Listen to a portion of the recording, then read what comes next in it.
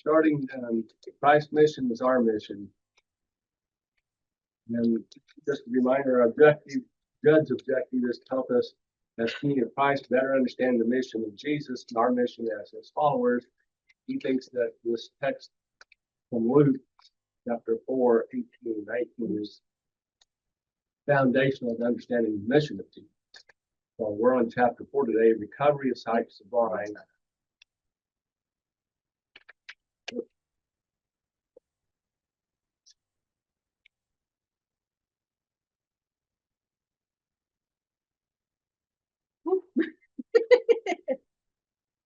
I think you just have to click the pencil up at the top again. Yeah.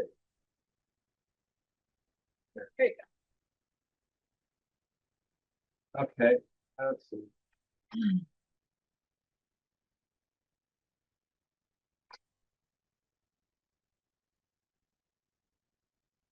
So this is from Luke. The Spirit of the Lord is upon me because he has anointed me to bring good news to the poor. He has sent me to proclaim release the captives and recovery of sight to the blind, and let the oppressed go free, and proclaim the year of the Lord's favor. So if you look in Isaiah 61, do you see recovery of sight to the blind? No.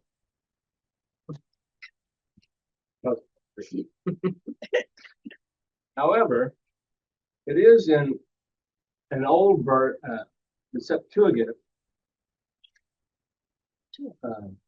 which is a Greek translation of the Hebrew Bible. Where you find this recovery of sight to the blind is in Isaiah 42:7, which being there, verse starting at 6. I am the Lord, I have called you in righteousness, I have taken you by the hand and kept you, I have given you as a covenant to the people and light to the nations, to open the eyes that are blind, to bring out prisoners from the dungeon, and the prison those who sit guard. Well, that's where I find this phrase. It's not exactly, but it's close. Recovery of sight to the blind. Luke must have had this Septuagint, the Greek translation, since it's in Isaiah 61. There are a number of stories in the Gospels that tell of Jesus healing those who are blind, and I handed out some Bible. Whoever has one, pick it up and read the verse I have marked. Oh, looks like Ryan got handed off. Yeah. He's got his hands. Karen, looks like you're first. Not first. Which one did you have? I have Mark 8:22 to 25. Okay. And they came to Bethsaida, and some people brought him a blind man and begged him to touch him. And he took the blind man by the hand and led him out of the village. And when he had spit on his eyes and laid his hands upon him, asked, "Do you see anything?" And he looked up and said, "I see men, but they look like trees walking." Then again he laid his hands upon his eyes, and he looked intently and was restored and saw everything clearly. Okay. Well, I could do quite work first. Who's got another one? He didn't spit powerfully. Ryan, what do you got? Matthew 12:22 says, then a blind and dumb demoniac was brought to him, and I'm assuming Jesus was brought to him, and he healed him, so that the dumb man spoke and saw. And all the people were amazed and said, "Can this be the son of David?" No. Okay. Well, there's another instance where Jesus healed somebody who was blind. Okay. Yeah, I've got Somebody over there. yeah. I don't need to. John 9:1-7. Okay. As he went along, he saw a man blind from birth. His disciples asked him, "Rabbi, who sinned, this man or his parents, that he was born blind?" "Neither this man nor his parents sinned," said Jesus, "but this happened so that the works of God might be displayed in him. As long as it is day, we must do the works of him who saved me, who sent me." Night is coming when no one can work. While I am in the world, I am the sight of the world. After saying this, he spit on the ground, made some mud with the saliva, and put it on the man's eyes. Go, he told him, wash in the pool of Siloam. This word means sent. So the man went and washed and came home seeing.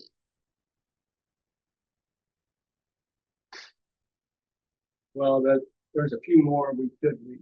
I guess we'll move on. Mary's got one. What? Mary got. Mary, do you have one? Go ahead. Ruth. Yes, Matthew 20:30-34. Okay. And behold, when they heard that Jesus was passing by,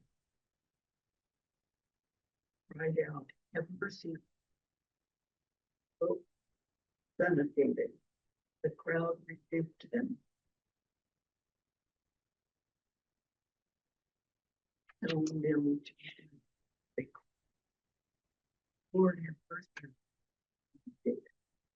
And Jesus stopped and called, saying, "What do to do for you?" They said to him, "Let our eyes be opened." And Jesus, in pity, touched their eyes, and immediately they received their sight and followed. Well, another instance. Jesus asked what they wanted. They wanted to see. I did notice the lack of saliva in that verse. No, the only one that was mentioned was No, Sorry. Jane had one. Jane had a slide up. Yes, Lynn. He spit in the mud. Oh, that's right. Mud made mud. He just made a mask. He had really good saliva. Totally pleased me. So, and was it, who read the one from John? Was that Jane? Me? Jane. So, Was holy spit instead of the other holy other thing. Possibly. so anyway, Maybe that's where Holy Spirit came. Oh, They spelled it wrong. Oh, no. All right, Dennis, get control now. Oh, come on.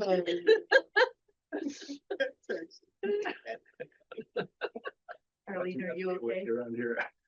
So blindness and physical problems were often thought other physical problems were sometimes thought as consequences of disobedience, but that didn't stop Jesus from healing one of Jane's. Yeah. He said it wasn't based on sin. I thought it was interesting that he said it was based on him coming and fulfilling. Jesus said it was for my sake. I've come to show you what healing is. But he also pointed out there were those who could see physically, but they were blind spiritually. Anybody want to look up Matthew 15:14? 2:23.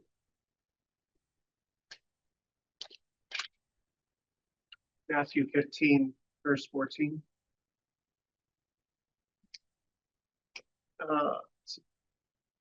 Says, let them alone, they are blind guides. And if a blind man leads a blind man, both will fall into a pit.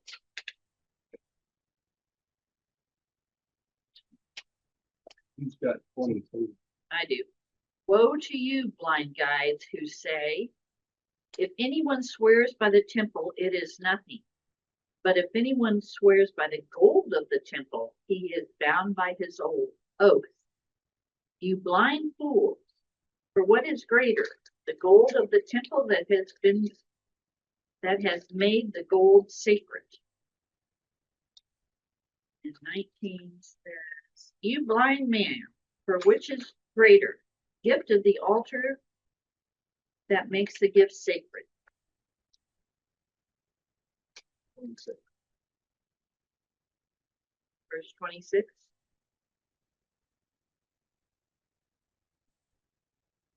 You blind Pharisee, first cleanse the inside of the cup and of the plate, that the outside may also be clean. So there he's talking about physical. Well, Judd says Jesus' greatest indictment against religious leaders was they didn't understand what God requires of humanity. And that they blocked others from getting access to the kingdom as well.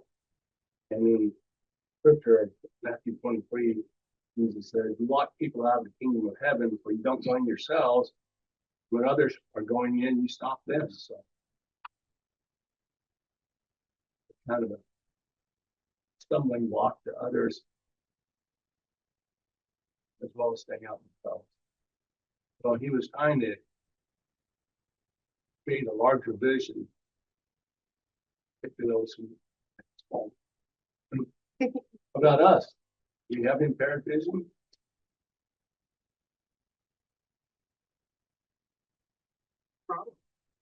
Do we lock other I've people seen out? lots of glasses around here. Or people who need glasses. Well, What I do we think re- I have everybody, impaired myself. we can only look at anything through our own lens. That's all we Yeah. got. So everyone has impaired vision.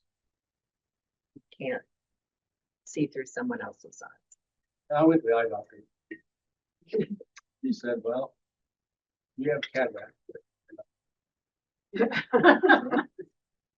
So you recognize your weakness. You work around it. So when we look at other people, what keeps us from seeing them clearly? We have blind spots. Crisis or experience Or fear, Lack of or experience. lack of. No. What? lack of, Culture or pieces. or fear also blinds us. Ever have floaters come across? All the freaking time. I had a floater recently. I looked it up and it's really bad. It could be bad. It's probably not. Google doctor told me it could be bad. Yeah. Mhm. It depends on when it is. If you're looking at lights, that's more. And it's different. Anyway, so there's a blind spot. What's blind? I also think that we have blind spots for the people that we love. I think there are times that we might not see problems because we love them so much, we don't. And then it becomes a problem. Yeah. When you get in the way of doing something right for someone you love. And I'm learning this with You my can elderly be in parents. denial of. Well, and you don't want to hurt their feelings. You want to honor their decisions. And sometimes that's not a good idea. I have my We each have our own little prejudices. They may not be racial prejudices or this or that, but we still have little prejudices. Like the way they dress, they don't like, the way they talk person. Well, what can you do to overcome our blind spot?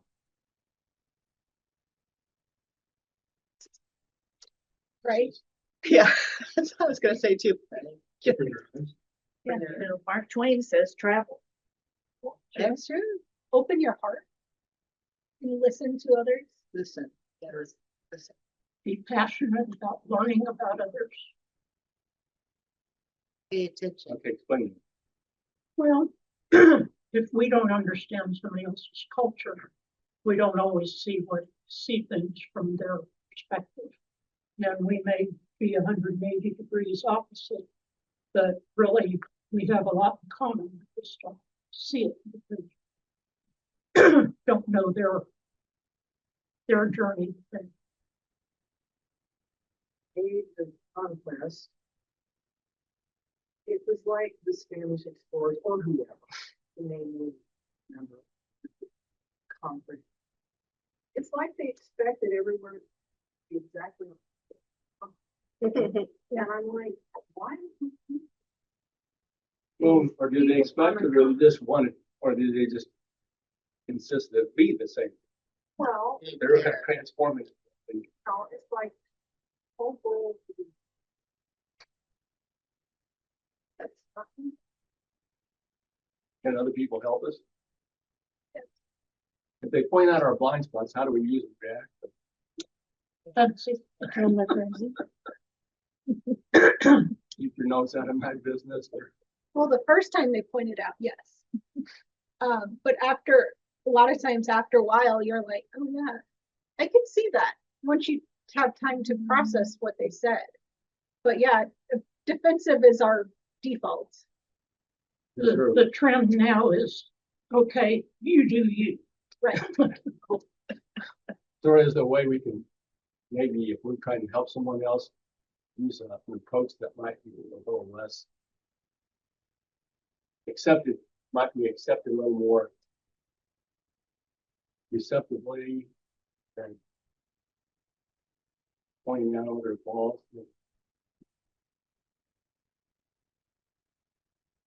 Maybe if we point out a flaw in ourselves, they might recognize they have flaws. I think if we learn to approach others with empathy, that we could make a lot of headway. That we are open to what, what they're saying, what they're feeling, then we can understand them. So you view empathy as something good. Yeah. Versus Elon Musk, who thinks it's work. I won't go any further than that. So these people that Jesus healed, it doesn't really say anymore what happened to them. So how do you think their lives might have changed after?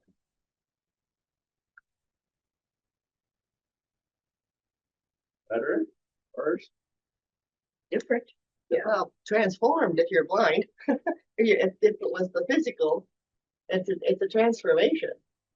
It's not just changed, it's That necessarily be positive? No, not always. are we talking about somebody who is Physically. physically blind? Just talking about food. Because Okay. expectations of them are changed. Well, the positive's gonna outweigh the negative though. Yeah, but they're gonna have to change their way of life.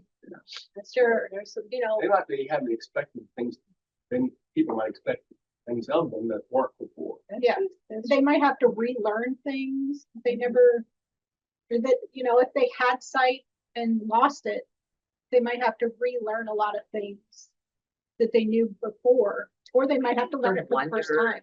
Of seeing. One of my granddaughters has been in glasses since she was 2. Yeah. And she just got contacts. She's almost 12. So she got contacts. And the first time she looked in a mirror with contacts was the first time she'd been able to see herself not blurry. And she was like, my gosh, my eyes are so small.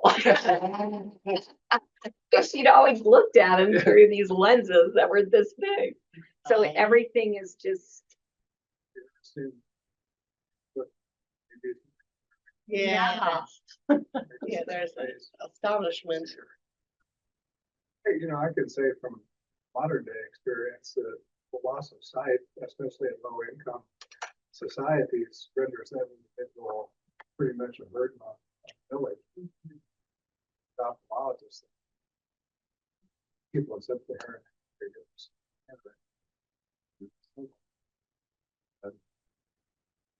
Blind. The cataracts. They think about the fields. Huge difference. So I said for the better if they saw a new possibility. If you don't see the new possibility, maybe it's not going to be. I think a repressive religious like Jesus time, how especially here, bread was blind, I can see it here.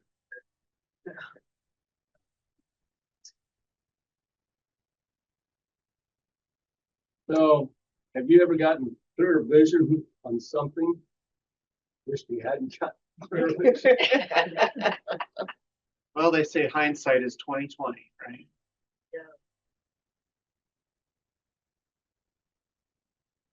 Well, when you see through to, you've been believing one thing and then you see the truth behind it, then sometimes it's not what you thought it was. You wish you had, Or you're, wished There it you'd is. stayed in ignorance. Yeah. sometimes. Does it sometimes require that you might have to change things that you realize? I think that's Yeah, it's hard to swallow that pill sometimes. That, and then when you see your actions of how it affects others, especially in the, if somebody took a comment or an action you did negatively and it hurt them, like to see that reaction to your actions is really a hard pill to swallow, because it's just like, wow, I didn't mean it that way, or like I have that power over somebody, I need to be careful. And those are the things that kind of haunt you through, well, haunts me at least. Those things that like I didn't realize, I wasn't like trying to hurt somebody, but I hurt somebody without meaning to. Those are the things that as I'm trying to fall asleep pop up and they're like, you remember when? It's like, yes, I do. Now shut up. We've already dealt with this. We can't change anything. Move on. well, in Matthew 25, Jesus says there's times when people didn't see him, and they said, well, when was it that we saw you or we didn't see you? And what did he say?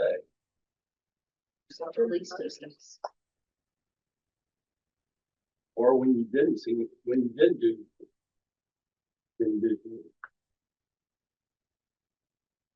well, how would we see Jesus in those who need our ministry, who could benefit from? What would you see them Possibilities. as? I visited Jerry Rushel a couple of days ago. And as we know, he was the tower of ministry in most of his life. And he is now mostly scared. But he also had an evangelist moment with me that kind of blew me away. And it answers this question. I wrote his words down, like I always do with Jerry.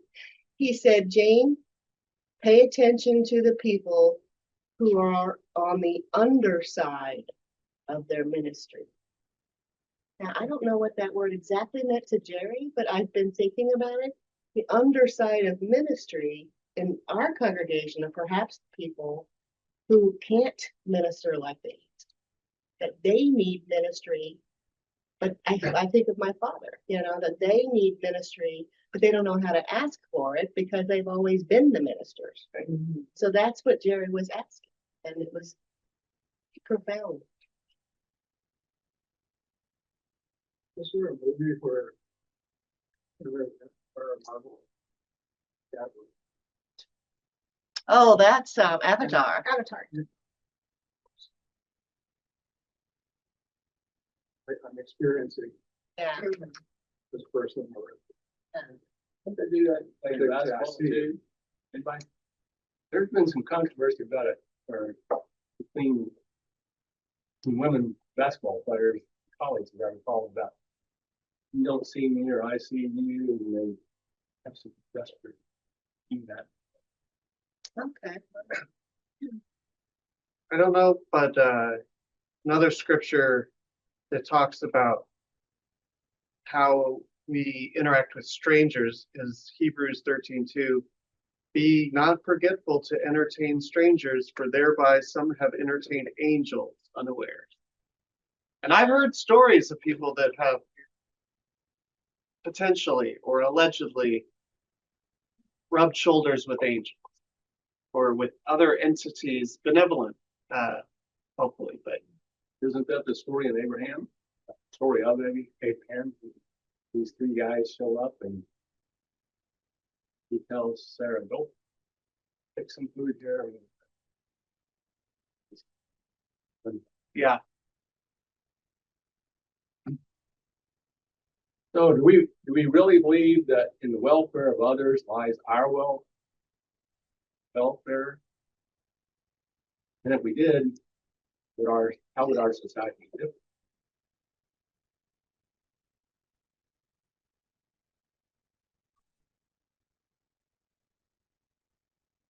I think in America, right?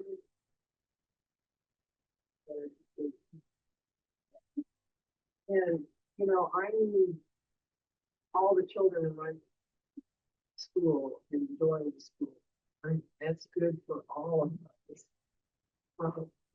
I need for everyone. I need for that's way better than everyone.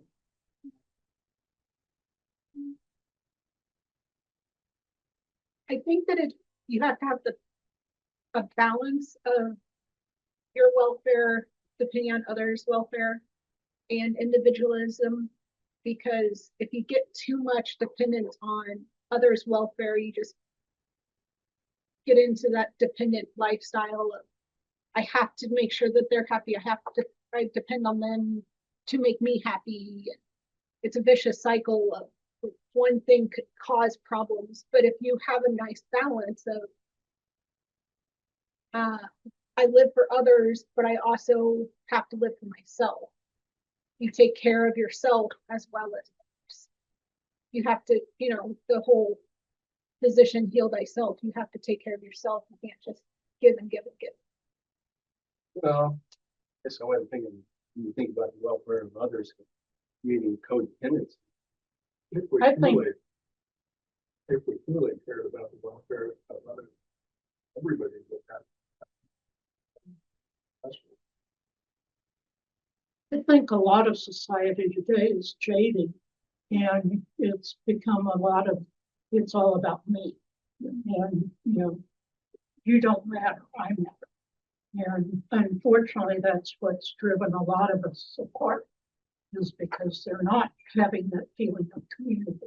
Are there some cultures that foster that more than others? Well, I I mean, think we're ours very does. individualistic in America. That, like I think Japan, they're a very group oriented. Right, and family, very close family line. We also think of like the Amish working together. It also depends on what you put value in, because everything is not valued the same. So especially in a culture like ours, money and power are more valued by a lot of people. And so people that do things that contribute to overall well-being aren't always valued. And so it's really hard to kind of live in that caste system that we have, because Really is a caste system. If you look, kind of a- if you approach everything as a zero-sum relationship, in other words, if you benefit, I must be losing, or vice versa. We see that in approach where we both can't benefit from this transaction or whatever it is. One of us has got to lose. We have that kind of that's not the welfare of both. That's welfare. No, we value Christian, we value one. Right. There are the apostles that are over in India right now. Apostles aren't on Facebook, but they're having meetings with large groups of members of Christ. Things they're talking about. It's a caste system. That's part of their culture. Right. And how does that go into our beliefs, community of Christ that created people, children, God? Yeah, The system is not very equitable. that kind of brings up how did we approach it back in the 50s. Segregation. Or, in our or community. even now. now, did you read that book? It's yes, called Caste, about, the black woman who went to India. And she actually started talking to untouchables, and they had a lot in common. It's like, that says a lot about our society too. That's what they're talking about in their system. Yeah, interesting. I used to work with a lady from the Philippines, and she told me that in their society, when she was growing up, the oldest son would go to college, and then his responsibility was to make sure the subsequent family members were taken care of. I mean, he had the responsibility, no matter what, Yeah. of taking care of his siblings, making sure that they were able to go to college, which puts an awful lot of pressure on them. So, Yeah, you read sometimes of families where the parents really never had much money, but they would put their oldest child through, and then in turn, they ended up, they all got an education where otherwise, none of them would have had one really if they hadn't been interested in soccer. In Alaska, the Tinglet people would have these work on a totem for years and years. Erected that totem, have a potlatch. Yeah. And give all of your possessions. So your village come. And then you're working on your totem. And when your time comes, you give all of your possessions up. And so it's kind of like we're trading. People think that. Yeah, that's for sure. Right. Okay. But the way for a culture to divide the wealth. But the leader was not the one who had the most. It was what? Any member of the tribe. I thought it was, well, maybe, but I also thought leaders were sort of expected to do that. Right. There were those who post Jesus never, well, they didn't, sometimes they didn't, maybe sometimes they did understand what his mission and ministry about. So that their inability to see was partly accounts for the blindness and what was required of them. Didn't followers of Jesus reach out to those who Jesus reached out? Who are those people? Aren't you not? One tax collector. Sure, they're probably down there to five. What Malini said, those who don't look like it, those who don't look like us, talk like us, think like us.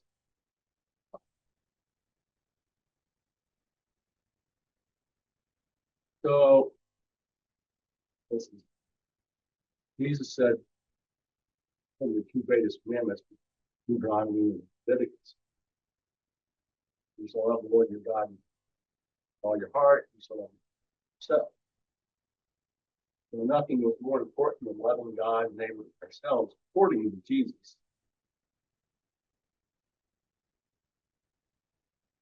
And then there's in John, there's a scripture about can't love God and hate brothers and sisters. Leviticus, it's commanded you shall not be.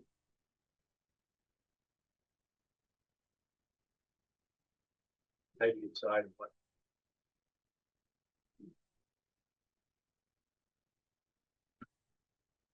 So going back to vision and seeing clearly was how clearly we see depending on how fully we accept this idea, this relationship between us, God, and us.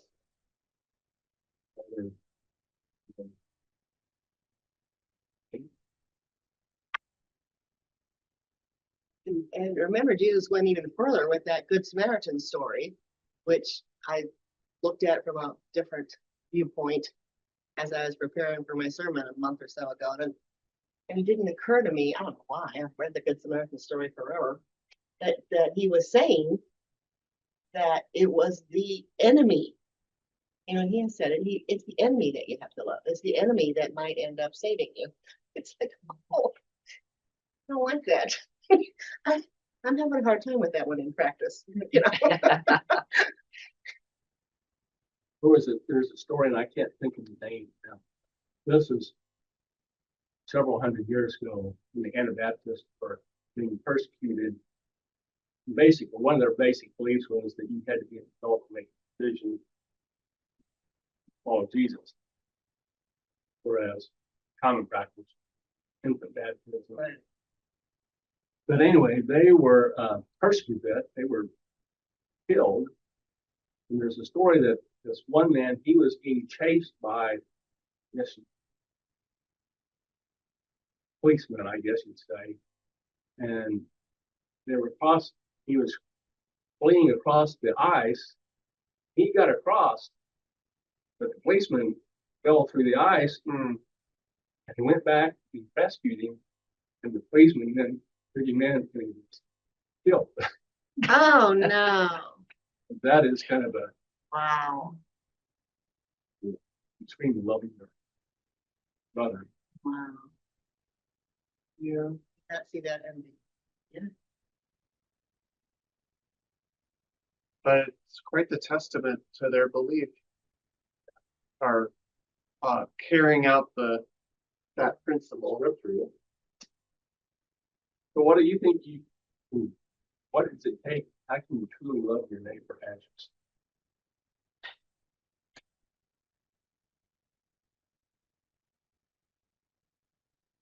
I think it's really, all of this is really because we don't live in a vacuum.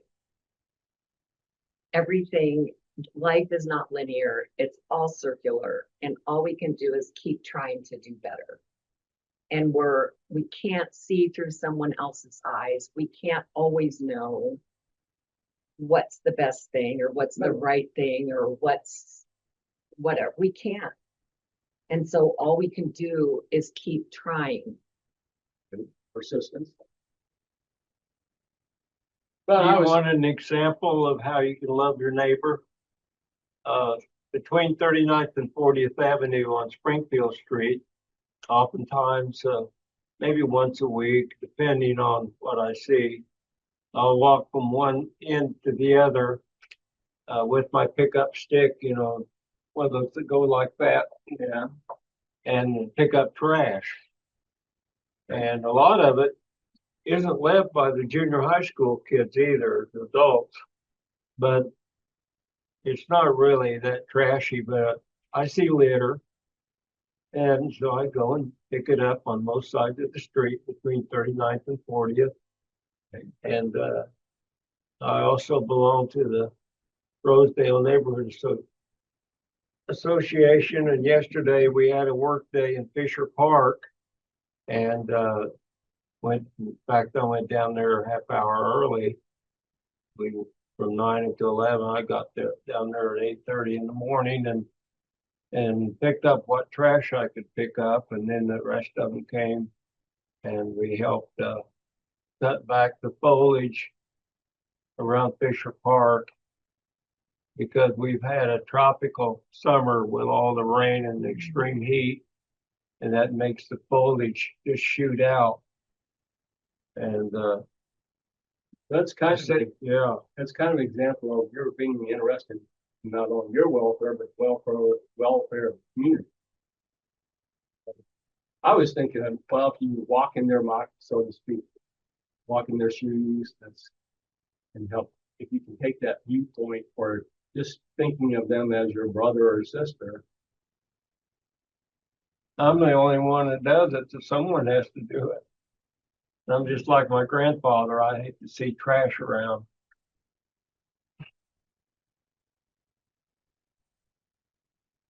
So I thought this is interesting. Judd said that individuals in the church were sometimes blind to possibilities. We may need to be jarred into seeing beyond where we are. We are called to become transformed. We are called to envision church. We are urged to believe that we can be different people.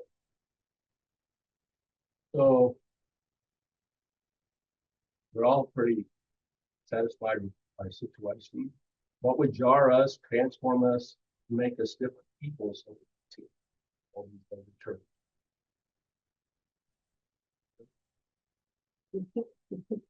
I think one of them is our dwindling numbers. I think we're being jarred right now. Jar, okay. Awesome. Just like what Arlene says, we're kind of in an unsustainable way of being. And Till we recognize we're prices. I don't know, does it feel like a crisis to anyone else? I don't know. Sure. Are we not there yet? Are we there yet, Dad?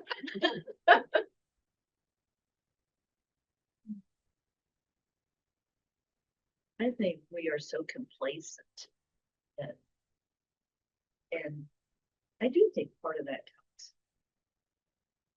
Won't call it age, I'll call it maturity, but, you know, just at this stage of life, you're tired. You just get complacent. Call it maybe lazy. Lazy. I don't like lazy. I don't know, restful. You know, do you want to take on a new project? Their butt. Yeah. Maybe it's fear of failure, maybe it's, you know, I mean, it can be all kinds of things, being uncomfortable, Just change takes change Less is. league. What'd you Change say? takes work. And What'd if you we're say? all Bring too back tired, Zion's League. Set up volleyball net out there. yeah, I don't think that's gonna work, because none of us can play volleyball.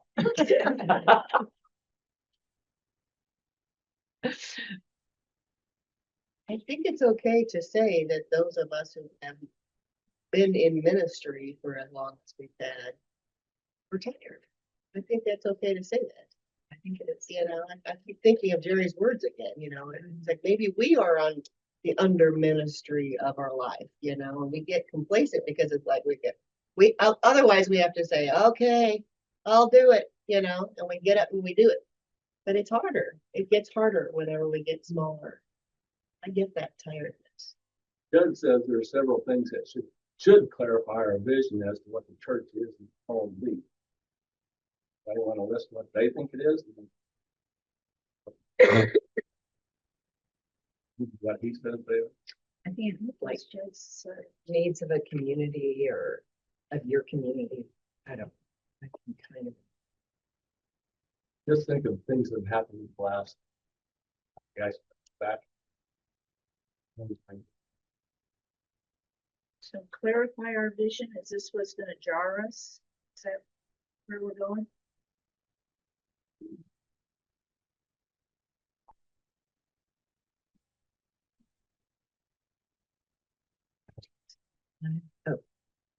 Okay, I'll just give you, Sorry, we failed.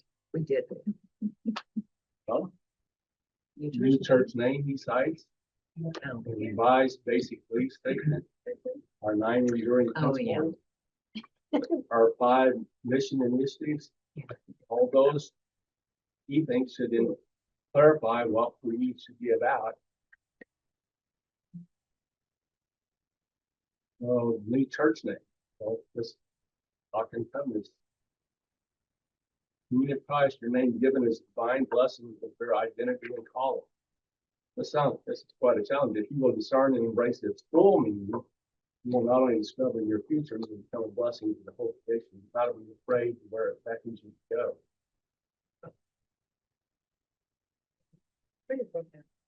So here's the topics that we revised basic belief statement. Here's On the website. a whole bunch of topics here. God. Here's our 9 enduring principles.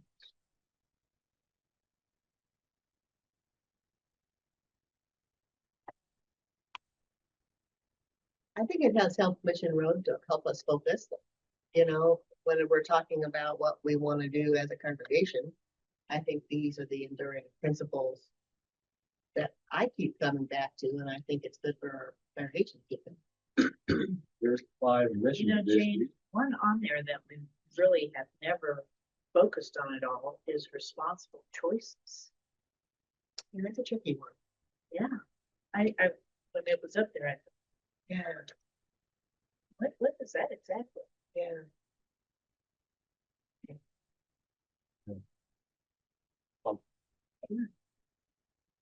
Well, we kind of were talking about that in our last meeting with, you know, choosing to do compost. Yeah, there's some that we Well, found out yeah. kind of combined with each other. Yeah. Yeah, I liked that. Which of those, any of those things, the church name, the statement of beliefs, basic beliefs, initiatives, and your principles, which of those has helped you see most clearly what the church is called to be? Do I have any of those jump out? Really, principle. All night on? I'm myself. I have differences of opinion. Yeah.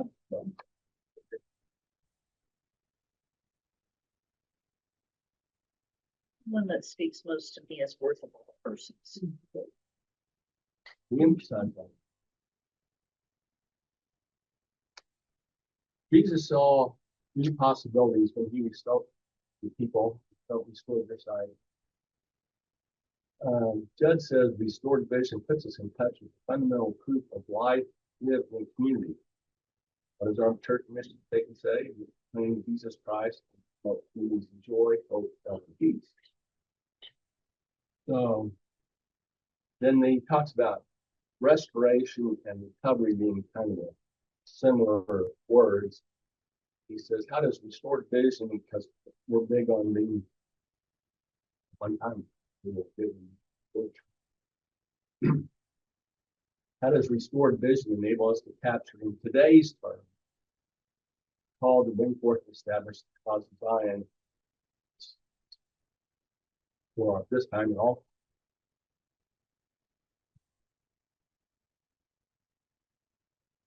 I think sometimes we've forgotten the challenge that we're supposed to help bring forth Zion. We've forgotten what Zion really means.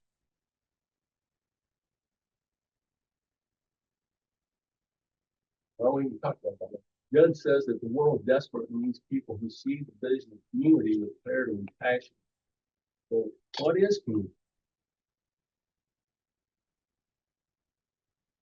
Here is a typical, I'm not going to state it up. Here's a typical dictionary. A social group of any size whose members reside in local community, locality, city government, those kinds of things. Or it could be a social group that has interest and characteristics. So maybe you aren't all together, but you all have the same interest. Okay? Bird one. Life Life is church group. I like this one. This is, I found this on, of course, on the internet. This Toby Lowe, he's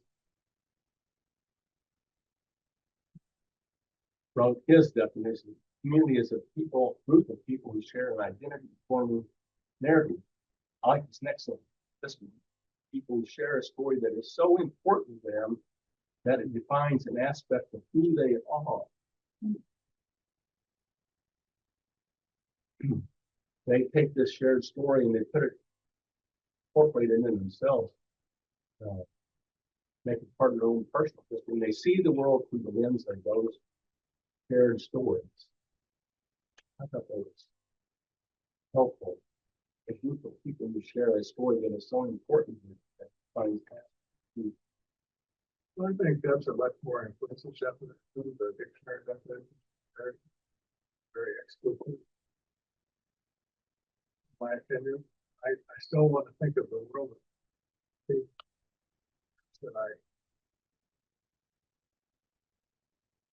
and it talks about shared stories.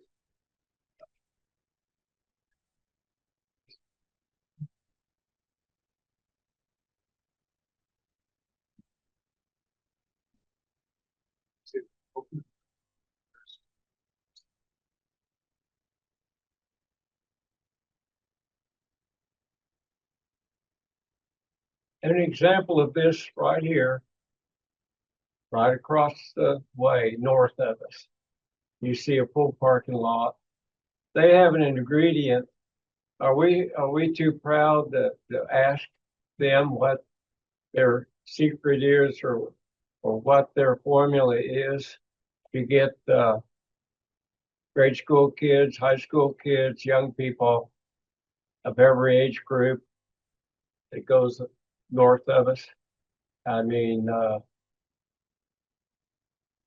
What What would do it you hurt? think it is? What would it hurt to ask the other congregations what methods they use to get people of all age groups to come to their church?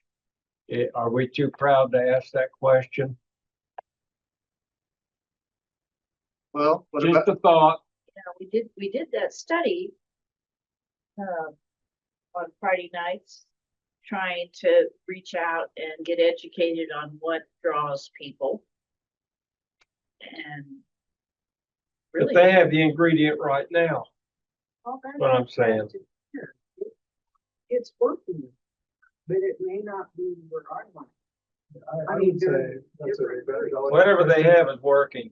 I know, but they may be teaching something that I really don't think is going to. I don't know. Yes, I mean, they are an evangelical Christian group, and for people who are attracted to that particular theology, it's a very homogeneous setting where they can feel safe and it's like their way. We try to promote tolerance and accept. It's harder to keep people, maybe when you're a little bit more diverse that way. This shared story part, I think, might come into we're not sharing our story. What a different world it might be if every young person felt loved and cared for and empowered.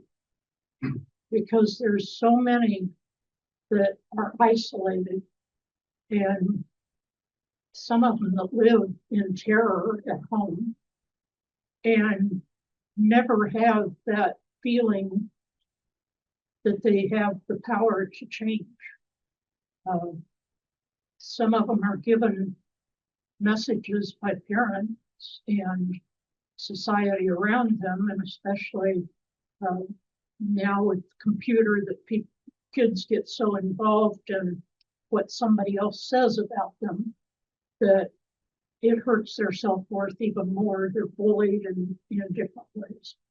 What a different world it would be if we could ensure that every child got that positive start in life. It would be, I think, a different world. How are you gonna get that to happen?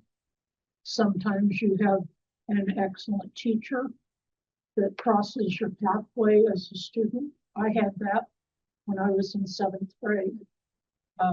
I went to a 2-room schoolhouse for that year.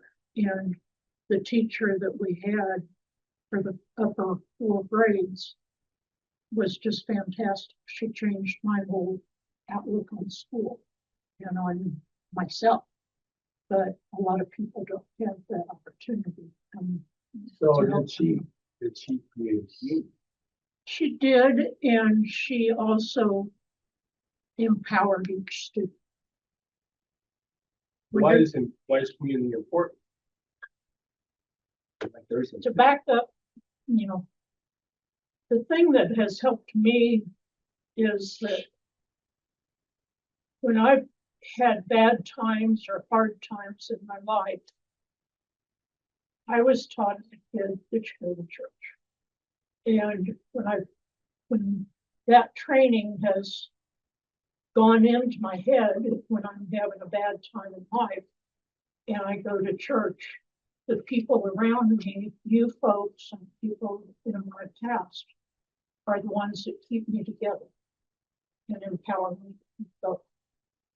And I think that's what the power of community is, that backup.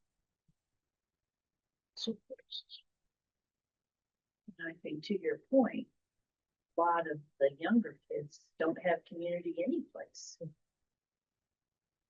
It's curious to me that they don't find church as attractive to give them that sense of community. I mean, my boys are 39 and 37. And they really don't have a community. And I'll be danged if I can get them to seek out a church. My son has community, but it's for But he does his have buddies. some. Yeah. Yeah, there's more than one kind of community. Right. Well, we're basically done, so. We just have to ask ourselves, do we have the vision and passion about Jesus' vision of community here on earth that we talk about? Do we actually have that? Is there a log in our eye that keeps us from seeing it? Do we root the log ourselves, That magic stick. or do we have to have us? So Jesus was on the road to Emmaus with the two disciples, and they didn't recognize him. And they talked about a lot of things. And Jesus was kind of explaining some of the scriptures, and but they still didn't perceive who he was at that point. Till they got to their destination at Emmaus, and they basically invited him to him. And he did. They were breaking bread. And at that point, that they recognized who he was. That's when their eyes were open, so they could see clearly. And thereon, Luke goes on right to put Acts. Acts is kind of like this is how world at that time, because they were transformed by a community. They had this vision and passion. Community.